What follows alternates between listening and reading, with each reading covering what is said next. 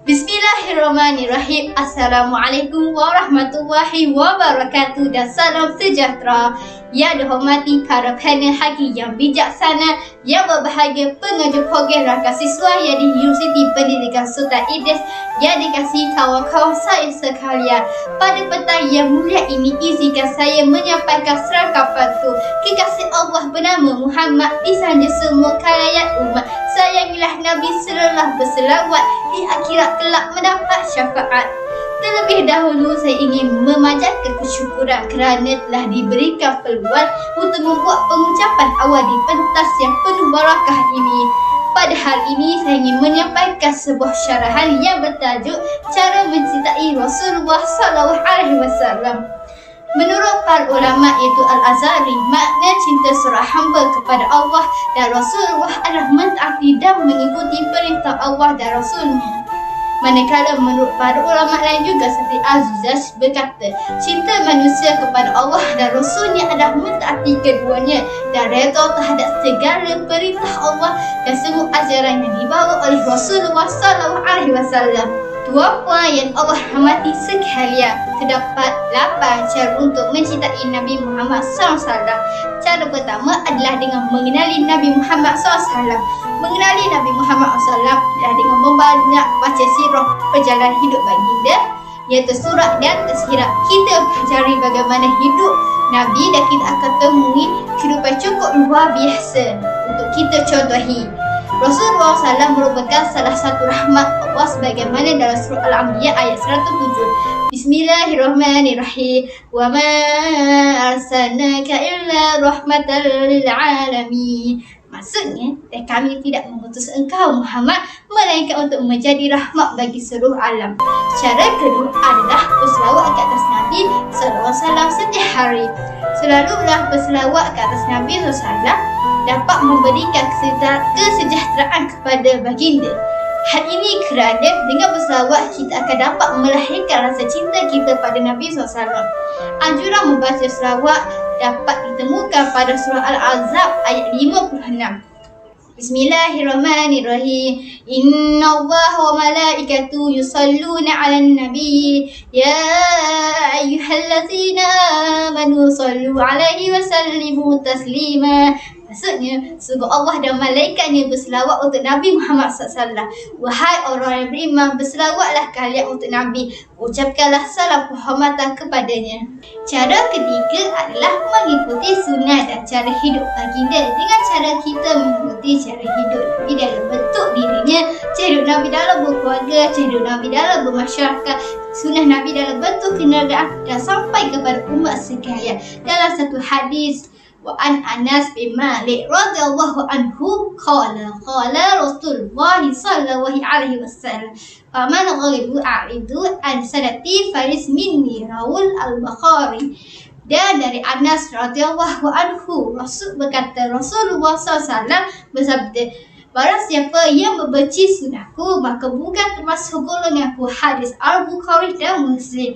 Cara keempat adalah membuat amalan yang disukai Nabi SAW. Antaranya adalah menjaga dan memelihara anak yatim, memberi makanan kepada orang yang kelaparan, menolong orang yang mengalami kesusahan hidup dan sebagainya. Daripada Aisyah radhiyallahu anhu berkata, ana amali lillahi la wa ulaili lamma allazi ilaihi hibuhu. Amalan yang paling disukai oleh Rasulullah SAW adalah perbuatan yang dilakukan secara berterusan oleh pelaku. Hadis riwayat Bukhari dan Muslim. Yang kelima pula adalah menghindari perkara yang Nabi benci, itu syirik kepada Allah SAW, menentang sunnah baginda dan berbohong di atas nama-Nya. Dari Abu Hurairah radhiyallahu anhu berkata, Rasulullah SAW bersabda, sesungguhnya Allah meredai kalian dalam 3 perkara dan benci kepada kalian dalam 3 perkara. Allah meredai kalian jika kalian beribadah kepadanya dan tidak menyekutukannya dengan sesuatu, jika kalian berpegang teguh kepada agamanya dan tidak berpecah belah. Dan jika kalian saling menasihati kepada orang yang diserahkan kepadanya urusanmu. Dan Allah membenci kalian dari sikap percaya kepada maklumat yang tidak tentu sumbernya, banyak bertanya tentang perkara yang tidak perlu dan memboroskan harta. Hadis riwayat Ahmad.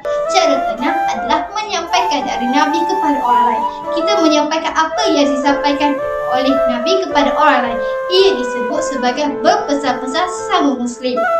Dikutip dari buku Nasihatul Ibad karya Syekh Nawawi Al-Bantani, Nabi Muhammad SAW bersabda, ada dua perkara yang tidak ada yang lebih penting daripada keduanya, iaitu beriman kepada Allah SWT dan bermanfaat bagi sesama Muslim dengan kata-kata, kekuatan, harta benda dan tenaga. Cara ketujuh adalah mendampingi penggantinya. Pengganti Nabi Muhammad SAW adalah seperti ulama dan para da'i. Dalam hadis yang diriwayatkan oleh Nailami dari Umar bin Al-Khattab, Nabi SAW bersabda, sesungguhnya Allah menyukai penguasa yang datang kepada para ulama.